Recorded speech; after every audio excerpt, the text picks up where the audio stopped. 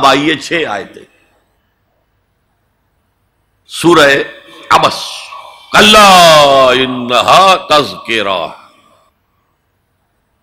یہ لفظ بہت اہم ہے. تذکرہ، ذکرہ، تذکیر، فذکر بالقرآن، کیا معنی ہے اس کے؟ یاد دہانی صحیح ترین ترجمہ ہے، یاد دہانی.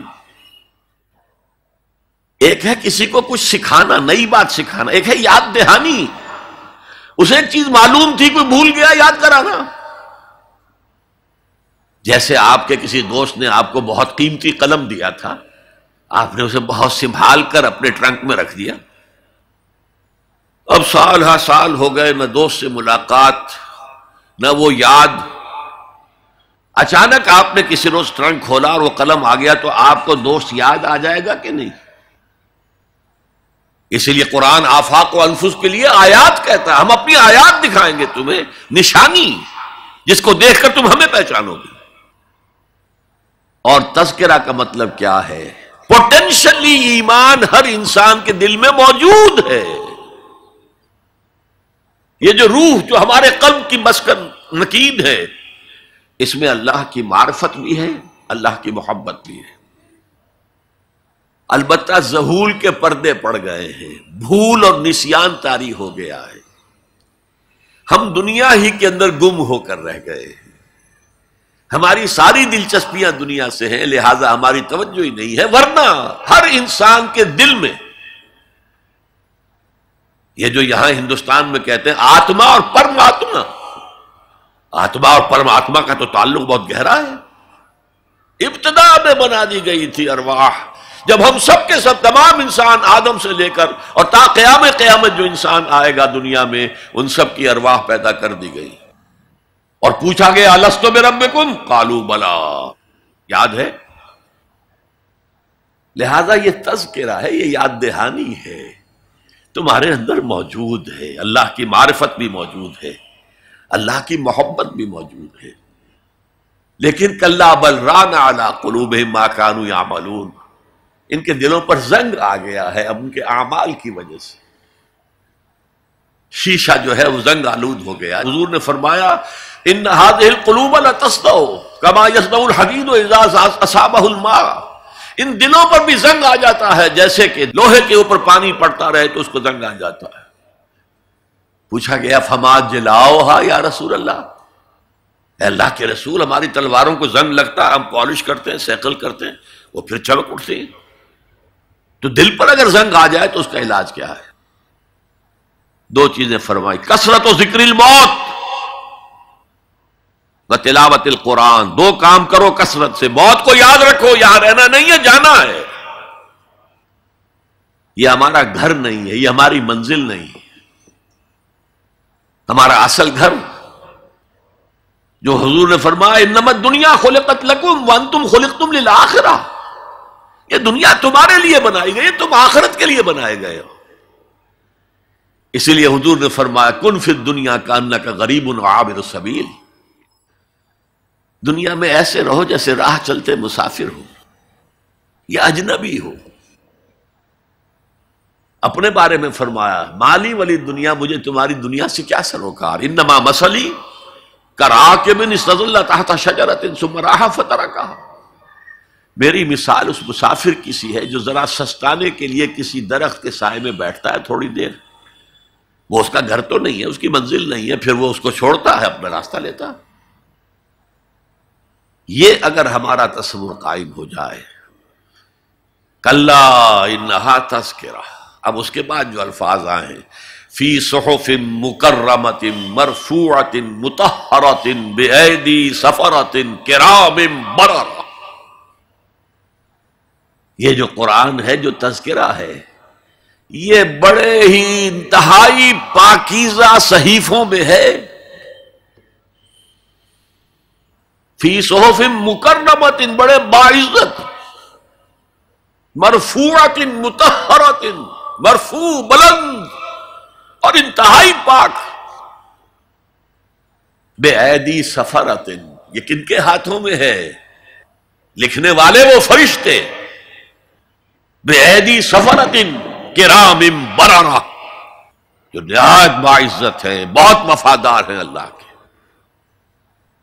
یعنی اصل قرآن کہاں ہے؟ لوح محفوظ میں ہے. اصل قرآن کہاں ہے؟ ابھی اگلی جو پڑھیں گے ہم، کتاب مکنون، چھپی ہوئی کتاب کے اندر ہے. اصل قرآن کہاں ہے؟ وَإِنَّهَا لَفِي أُمِّ الْكِتَابِ لَدَيْنَا لَعَلِيٌّ عَظِيمٌ. یہ تو اس ام الکتاب میں جو ہمارے پاس ہے، بہت بلند ہے اور بہت عظمت والا ہے. یہ 6 آیتیں ہو گئی. اب آئیے 8 آیتیں جو آپ نے سنی، بہت خوبصورت قرات تھی ماشاءاللہ. فَلَا أُقْسِمُ بِمَوَاقِعِ النُّجُومِ. یہ لا جب آتا ہے پہلے تو وہ مخاطب کی بات کی نفی کرنے کے لیے، نہیں اٹ از لائک دیٹ، یہ نفی ہے. لا اقسم بیوم القیامہ، تمہارے خیالات غلط ہیں، میں قیامت کی قسم کھاتا ہوں. تو فرمایا فلا اقسم بمواقع النجوم. وقع یقع کے کیا معنی ہے؟ اور یہ سورت کون سی؟ واقعہ. اذا وقعت الواقعہ، وقع گر جانا، پڑ جانا. یہ ستاروں کے ڈوبنے کی جگہ ہے. فلا اقسم بمواقع النجوم وانه لقسم لو تعلمون عظیم. اور اگر تم جانو تو یہ بہت بڑی قسم ہے جو ہم نے کھائی ہے. اس وقت کا انسان کیا سمجھتا کہ ستارے کہاں جاتے ہیں، کہاں غروب ہوتے ہیں، کہاں گرتے ہیں؟ آج ہمیں معلوم ہے. سورہ حامیم سجدہ میں جو کہا گیا ہے سنریہم آیاتنا فی الآفاق وفی انفسہم حتی یتبین لہم انہ الحق. ہم انہیں اپنی نشانیاں دکھائیں گے آفاق و انفس میں، یہاں تک کہ یہ بات واضح ہو جائے گی کہ قرآن حق ہے. آج ہمیں معلوم ہے خلا میں بلیک ہولز ہیں، اور یہ بلیک ہولز بڑے بڑے ستاروں کے پچکنے سے، پچک جانے سے پیدا ہوئے.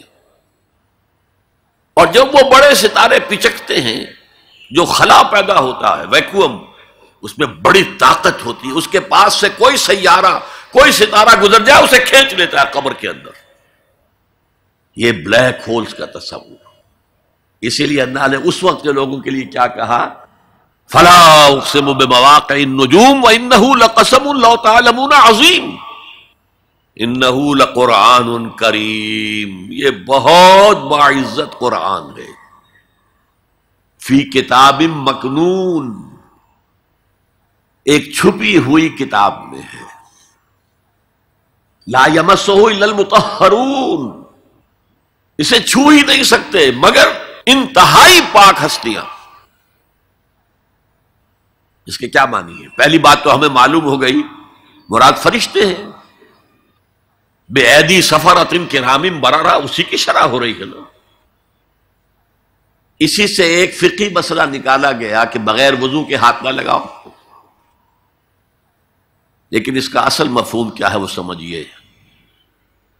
قرآن کی روح تک کوئی نہیں پہنچ سکتا جب تک کہ تزکیہ نفس نہ ہو گیا. اگر حب مال، حب دنیا، حب جاہ، حب شہرت، اگر یہ تمام محبت میں دل سے نکل نہ جائیں تو قرآن کی روح تک آپ کی اپروچ نہیں ہوگی. مولانا روم نے کہا ہے، اگرچہ ذرا میں سمجھتا ہوں کہ انہوں نے بہت سخت الفاظ استعمال کیے ہیں، ماز قرآن مغزہا برداشتے استخاں پیش سگا انداختے. ہم نے قرآن سے اس کا مغز لے لیا ہے، جو ایسنس ہے وہ کھینچ لیا ہے. ہڈی کا گودا جو ہے وہ ہم نے نکال لیا.